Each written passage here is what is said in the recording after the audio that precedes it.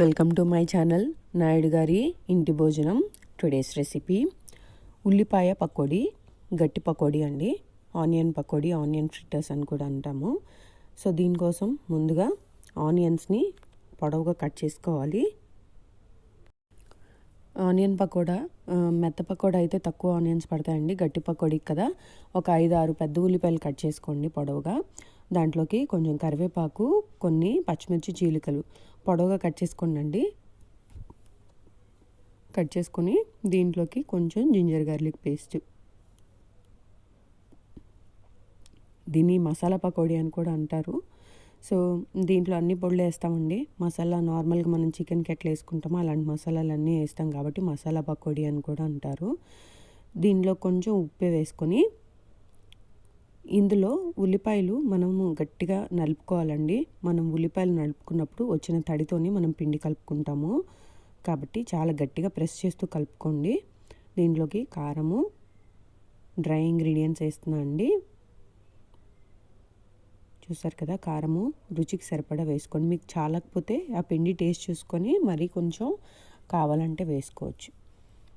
చూసారు కదా, కారము, కొంచెం ఇంగువ ఒక మంచి స్మెల్ అండ్ టేస్ట్ కూడా వస్తుందండి ఇంగువ వేసుకుంటే.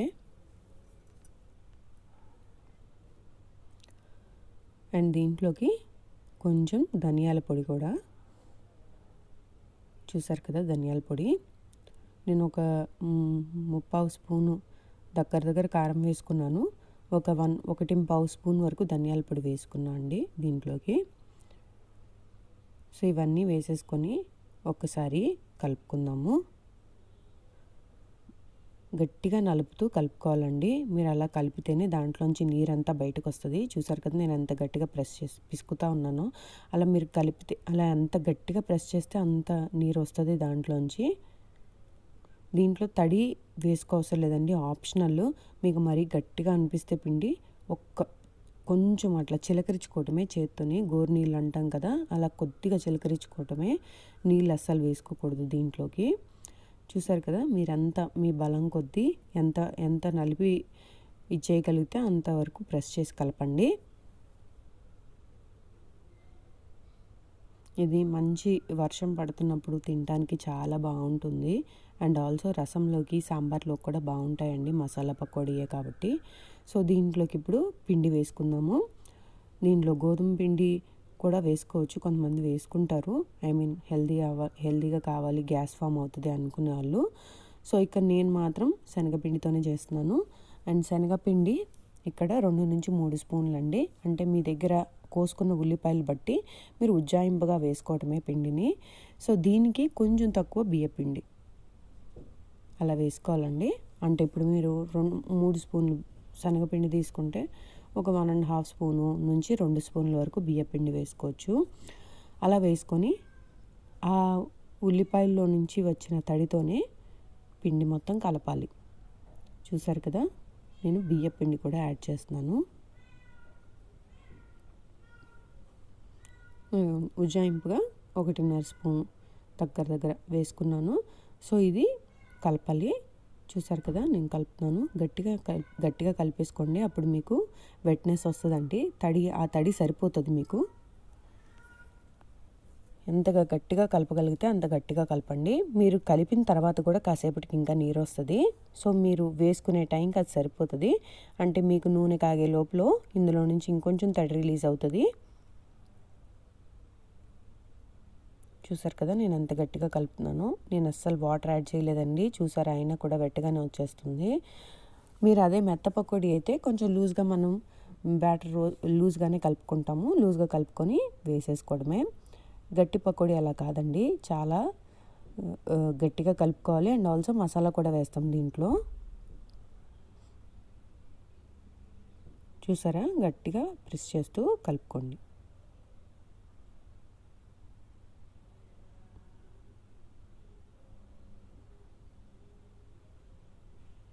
అలా రావాలి ఉండలాగా. ఇంకా మీరు ఒక 2 నిమిషాలు ఆగితే ఇంకొంచెం నీరు వస్తుందండి. అంటే మీరు అంతా ఈ ప్రాసెస్ రెడీ చేసుకునే లోపల లైక్ బాండి అవి పెట్టుకొని ఆయిల్ వేడెక్కుతూ ఉన్నా కూడా మీరు ఇక్కడ నుంచి తీసుకొని వెళ్ళి మీరు అంతా సెట్ చేసుకొని వేసే లోపల ఇంకొంచెం తడి వస్తుంది, సరిపోతుంది మీకు. చూసారు కదా, గట్టి పకోడీకి ఇలాగే కలుపుకోవాలండి. మీరు తడి వేశారంటే మాత్రం రాదు, ఉల్లిపాయలు విడిపోతాయి దాంట్లోంచి.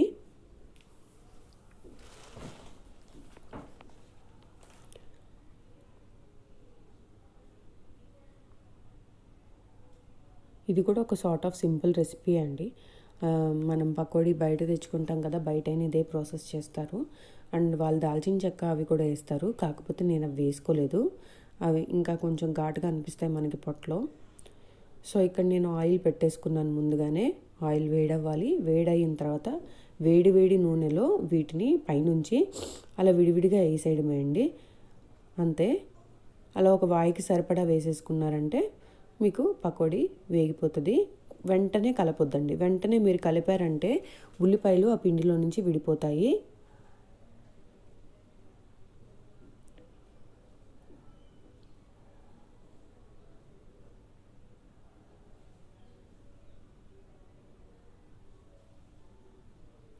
చూసారు కదా, నేను రెండు వాయిల్ వేసేసుకుంటున్నాను.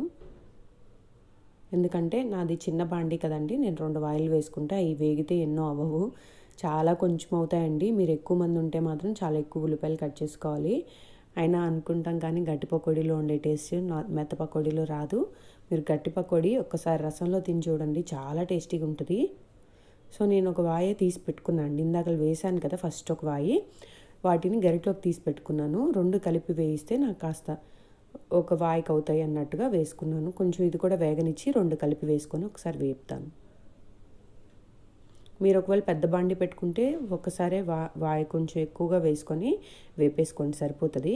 నాది చిన్న బాండి కాబట్టి నేను 2 వాయిలుగా వేసుకున్నాను. ఇది కొద్దిగా వేగితే నాకు కొంచెం స్పేస్ వస్తుంది కదా, కలిపి ఆ 2 కలిపి వేయించేసుకుంటాను. నేను అవి ఇందాకలా తీసాను కదండి గరిటలోవి, అవి కూడా వేసాను. వీటిని పద్దపద్దాకలు కలపవసరం లేదండి, మధ్య మధ్యలో ఒక్కసారి కలుపుకుంటే సరిపోతుంది, ఊరికే వేగిపోతాయి. చూసారు కదా, కలర్ వచ్చేస్తుంది. నేను వేపేసి అన్నీ తీసి ఇట్లా పేపర్ టవల్లోకి వేసుకున్నాను, అంతే అండి. మీకు కొంచెం నాకు లైటింగ్ తక్కువ ఉంది, సో నేను రాత్రిపూట చేసుకున్నాను. చూసారు కదా ఇలా వచ్చాయి.